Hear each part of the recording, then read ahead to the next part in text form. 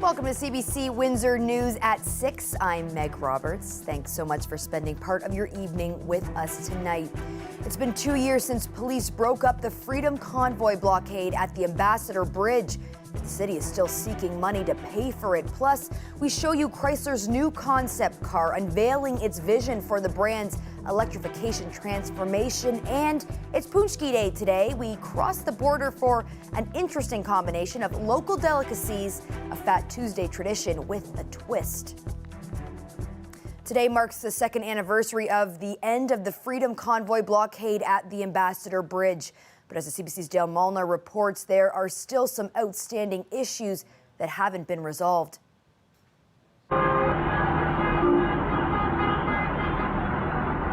Freedom convoyers held a rolling demonstration on Windsor streets to mark the anniversary of the protests over the weekend. Time to go! Go! Police broke up the blockade at the Ambassador Bridge 2 years ago on this date after the city was granted an injunction. But after 2 years, Windsor Mayor Drew Dilkens says the federal government still owes the city money. Well, I mean, the primary outstanding issue for us is the non-payment of $900,000 in expenses that residents in the city of Windsor incurred to get rid of the problem here on the streets. And the federal government made a commitment for $6.9 million. They gave us a check for $6 million. We still want to be made whole. And that's the biggest outstanding issue for City Council. But Windsor-Tecumseh MP Eric Kuzmerchuk says the outstanding money covers legal costs which are not eligible for reimbursement. I fought hard for us to be able to step up and cover, and we did. We covered 50% of even those ineligible legal costs because I knew how important it is to make sure that we're protecting the taxpayer here in the city of Windsor. But again, the mayor asked both the province and the federal government for support. Our federal government stepped up with $6.1 million in support for the bridge costs. But in a letter to both governments, Dilkens asked for a meeting to form a strategy to prevent these blockades from happening in the future. So far, it hasn't happened. So we need to get everyone together at some point to have a very serious conversation about how we can maintain the free flow of goods and people across that border should events happen in the future that try and restrict the crossing. Kuzmerchuk agrees, but didn't say when a meeting could take place. Last month, a federal judge ruled that the federal government was not justified in using the Emergency Act to break up the protests in Ottawa. The government is appealing. However, whether the appeal is successful or not, the founder of a government watchdog group doesn't believe the federal government will have to use the Emergency Act to break up a protest like that again. The police are monitoring the activities of these groups and also started right away after Ottawa, preventing them from setting up similar protests like they were planning to do around the Ontario legislature in Toronto. As for the protesters, charges have been dropped against some of them. Charges against one of the two people the police called leaders were dropped. The other will go on trial in April for mischief and other charges. Windsor Police Constable Michael Briscoe was found guilty of discreditable conduct for donating money to the protests. The Ontario Civilian Police Commission still has to rule on his appeal. Dale Molnar, CBC News, Windsor. The city of Windsor has shut down a temporary emergency shelter following a fire at a Glengarry apartment building last week. Some of the people who live in the downtown high-rise are still not able to return. The city says plans have been put in place to support those people who don't currently have a home. Officials say people will be offered either temporary or permanent housing through the Community Housing Corporation. Roughly 70% of residents have been able to return to living in their units. Last night, about 20 people used the WFCU Center as a temporary emergency shelter. That's where they receive food, health care, and overnight shelter. It's definitely a challenge. I'm not going to lie that, we know that our wait list is roughly around 8,000. But we're doing everything that we can to ensure that they're being temporarily or permanently accommodated into a variety of different housing spaces. Ontario's Special Investigations Unit has cleared Windsor police officers following a fatal crash last year that killed 2 teens. After 1 a.m. on October 15th, police noticed a Dodge Charger going through a red light in downtown Windsor. The SIU says officers tried to pull the vehicle over, but it didn't stop. Then it collided with a minivan and an SUV near Caesars Windsor Casino. A 19-year-old man died at the scene and a 17-year-old man died in hospital. The SIU said there are no reasonable grounds to believe that an officer committed a criminal offense in connection to this crash. These investigators look into all instances involving police when there's a death, serious injury, sexual assault, or discharge of a firearm at a person. Today, Erie Shore's Healthcare in Leamington broke ground on a new $5 million MRI suite. It's meant to improve diagnostic services and patient care for people in Essex County. The upgrade is completely funded by community donations, with the project expected to be complete later this year. In the meantime, Erie Shore says it will bring in a temporary MRI scanner in the spring. Officials say that will help mitigate current wait times for the service. Windsor and Essex County have a long and rich Black history, but a lot of it's unknown to the people who live in the area now. Elise Harding Davis is an expert on the region's Black history. She took CBC Windsor morning host Amy Dodge on a tour of a few important sites. They were fleeing from slavery or oppression, largely in the United States. And they came here because through our own cultural grapevine, we found out that there was property here that was for sale or for lease that would give us an opportunity to be free human beings pursuing our own lives. This particular cemetery site here on Banwell Road was established in 1850 by a group of Black men, some of whom had fought in the rebellion of 1838. So they were already Canadian. We're looking at the Puce Memorial Cemetery. And are all of these burials Black people? All of them. Are they all slaves? No, they weren't all slaves. It was extremely important also to have cemeteries to bury their loved ones so they would know where they were at. There are Scots, there are Lees, there are Walls. We're standing at the Puce River Cemetery. I noticed there's only one marker, but this is probably the most significant marker in Canada. Can you explain that? It says, born a slave in Kentucky. I don't believe that there is another marker in Canada that has that phrase on it. And he was proud enough of himself to either have his family do that, or his family were proud enough of themselves to put that on that marker. Being Black in Canada, a space for news, documentaries, arts, and more. Celebrating Black people and their stories. Find everything from interviews, insights, Black culture, and conversations. Visit cbc.ca/Being Black in Canada. Chrysler unveiled the future of its products today with a new car called the Halcyon. It's a sleek, futuristic-looking sports car and is the latest concept to represent the brand's electrification transformation. The concept car combines new technology like autonomous driving and new EV battery materials. 95% of the interior is sustainable, including the Chrysler's wing logos, constructed from recycled music CDs. Chrysler will launch the brand's first battery electric vehicle in 2025, which is part of Stellantis' plan to cut its global carbon footprint by 50% in 2030. Our region is famous for a number of interesting dishes, but this next one might take the cake. In honor of it being Punchkey Day, American Coney Island, downtown Detroit, has concocted a new hot dog combining tradition with calories. The CBC's Dawson Chen investigated this local culinary curiosity. Behold the Coney punchkey, the wiener, chili, mustard, and onions of a Coney dog wrapped in the Polish donut pastry of a punchkey. Only available for a few hours on Shrove Tuesday at one place in the world, American Coney Island in downtown Detroit. I grabbed the punchkey, I pulled out the filling, I put the chili, the hot dog, the mustard, everything in it, took a bite. Delicious, and that was it. And here we are 7 years later. People love them. They can't wait for us to do them every year. Kiros boasts that her family invented the Coney dog more than 100 years ago, but she's happy to break tradition for this unique variation with limited availability, and the experiment has proven improbably popular. It's a perfect blend of sweet and salty, and I mean, Coneys from here are just great by their own, but then you add a punchkey into it, and there's just something special about it. I've always loved Coneys in general, and once you start with a Coney punchkey, there's just nothing like it. it sort of blew my head because I thought a Coney on a punchkey, but it's a thing. It was sweet and savory. So if you love Coneys and you're willing to try it with a sweet bun, it's very good. My personal experience, the chili and mustard caused the punchkey pastry to quickly lose integrity, which can make for a messy handheld eating experience. That's why the restaurant offers a knife and fork with every order. Perhaps you're concerned about calorie count. Well, you'll have to cast that aside to partake in the Coney punchkey.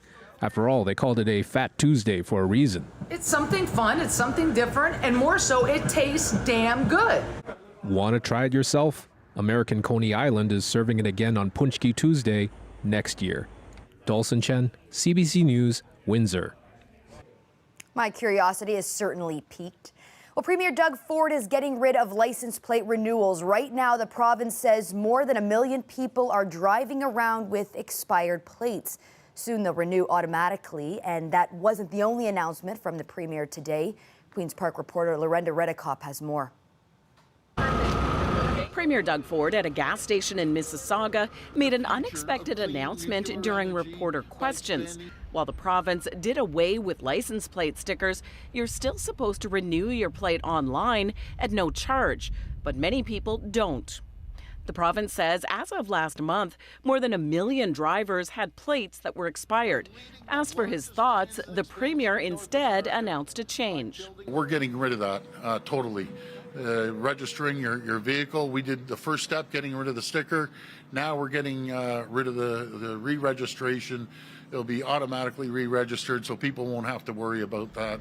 We found someone who at one point had been one of the accidental lawbreakers. Because I had no idea that I had to renew it, because I thought since the charge was gone, the sticker automatically renewed and I was good to go. The Transportation Minister's office says the automatic renewals will be for anyone who doesn't have outstanding Highway Traffic Act charges. The Premier's planned announcement was on adding anti-carbon tax legislation. If passed, this new legislation will require future provincial governments to hold a referendum before imposing a carbon pricing scheme. Right now, it's a tax at the federal level. Ford's long hatred of it is no secret, at one point requiring gas stations to post stickers against them, later ruled unconstitutional for forcing businesses to display a political message. Ford quickly turned his announcement into an attack on Liberal leader Bonnie Crombie. She's the queen of carbon tax. Even worse, she raised property taxes every year she was mayor. Bonnie has never seen a tax she wouldn't like to hike. In a release, Crombie fired back, calling him Desperate Doug, saying he's trying to distract people from his failures, flip-flops, and scandals. The Green Party leader also responded, saying the PCs are playing political games while housing and healthcare worsen. This could all mean a fiery start to the House being back in session next Tuesday. That's the same day the Ford government will release this new legislation. The automatic license plate renewals and the carbon tax referendum will both be in the same bill. Lorenda Redekop, CBC News, Toronto. The homeless and unhoused in Canada are facing a life and death crisis. That's according to a newly released report on the growing number of tent encampments across the country. It calls Canada's system broken. CBC's Megan Fitzpatrick reports.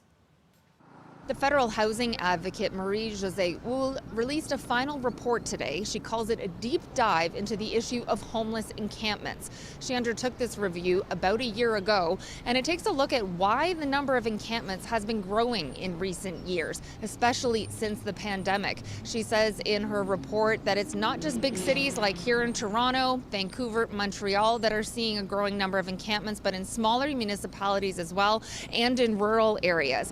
When she took a look at some of the root causes for the encampments, she's talking about a lack of affordable, accessible housing. She also says discrimination plays a role here.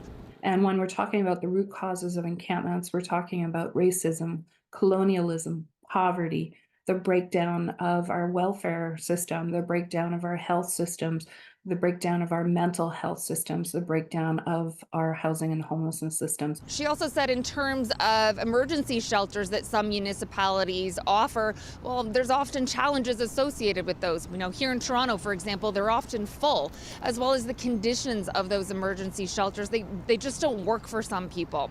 She also said one of the problems and one of the barriers to solving this problem of homelessness is a lack of coordination among various levels of government and also a lack of political will. She says here some stigma plays into that lack of political will. Now, Ould says her report is an urgent call to action for all levels of government in Canada, and Canada does have the capacity to tackle this issue.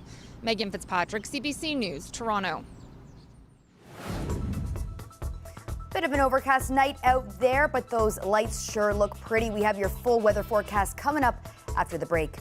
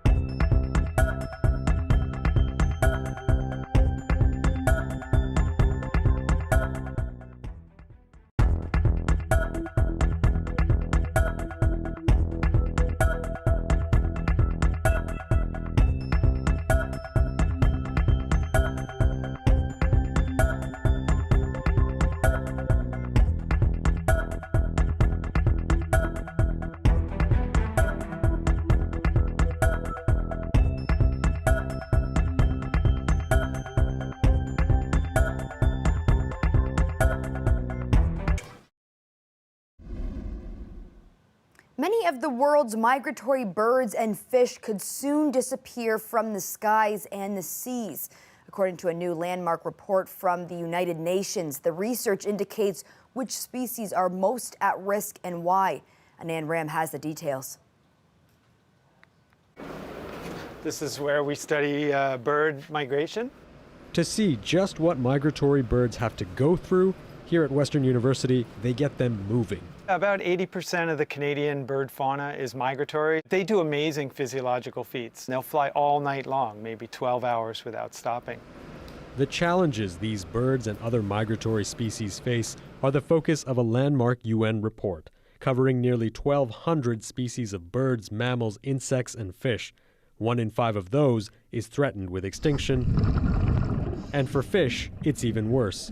The main problem at sea, say experts, human exploitation. Hunting, taking for food, taking for sport, taking for sale. And then the second type of impact or threat is bycatch or unintended or incidental capture. In other words, fish are being killed even when they aren't the target. For birds, necessary pit stops along the way used to be safe.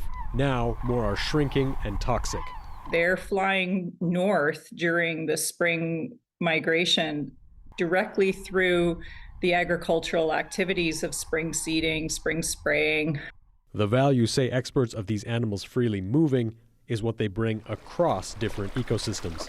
Salmon, when they migrate upstream into these, nutrient-poor areas, they bring nutrients from the ocean with them. There's pest control, like, what would our forests be like without migratory birds? Part of a complex engine, and losing these moving parts could destroy ecosystems that ultimately help humans and animals thrive. Anan Ram, CBC News, London, Ontario.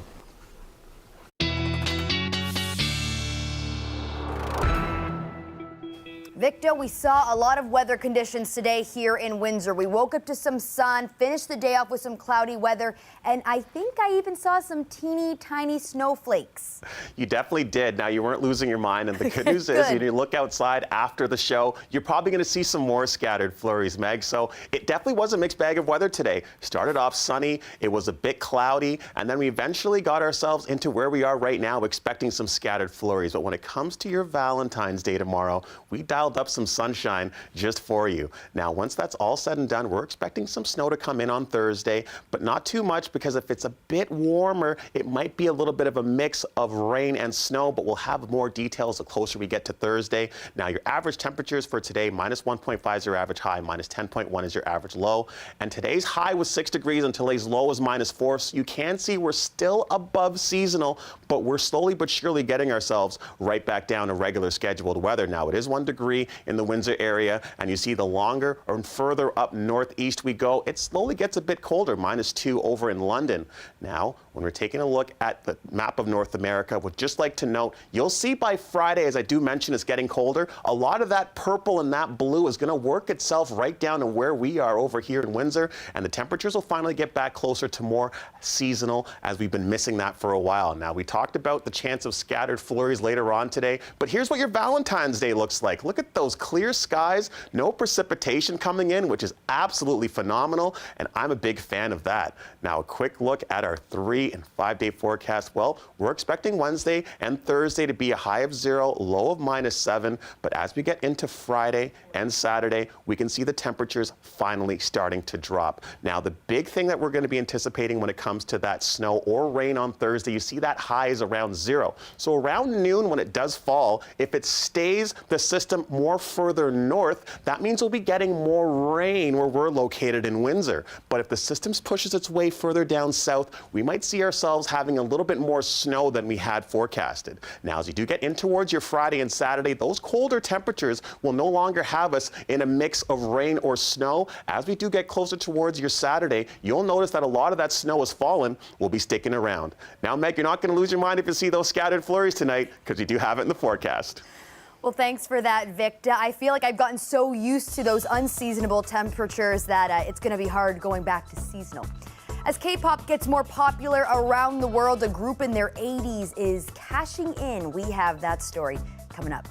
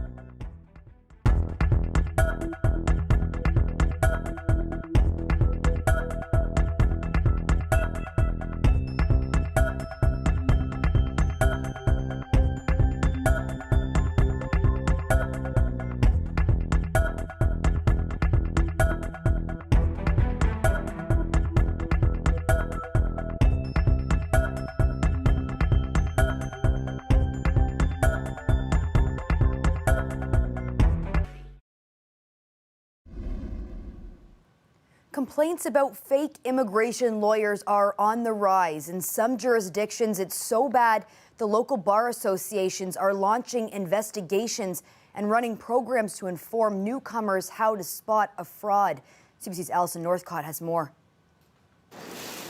This organization helps refugees settle in Montreal, but staff here have noticed a worrying trend. Newcomers handing over hundreds, sometimes thousands of dollars to fake immigration lawyers or phony consultants. Anyone that comes and say, I'm a lawyer, they believe it.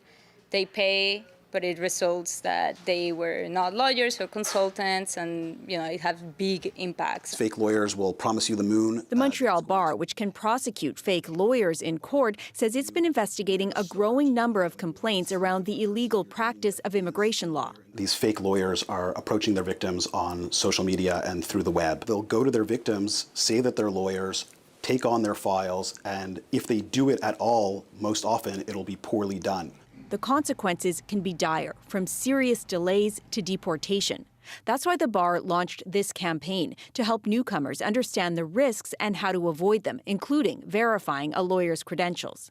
The Canadian Bar Association says fake immigration lawyers and unlawful immigration consultants have popped up in other cities too. It's so easy for someone who doesn't know the rules, the law, and the regulations to make a mistake in an immigration application. It's so difficult and challenging to try and fix it after. When people take advantage of you, and Kit Joshi dealt with an unauthorized immigration consultant in Halifax who never submitted his file. We were new to Canada, not even very familiar with the rules and regulations. The only thing was we were trusting the system and the person who was majorly belonging to our own community. Ultimately, he got his permanent residency, but the experience delayed the process and cost him thousands of dollars. The Montreal Bar says when it comes to fake lawyers, look out for red flags like promises of a quick and easy process, and file a complaint if you suspect wrongdoing. Alison Northcott, CBC News, Montreal.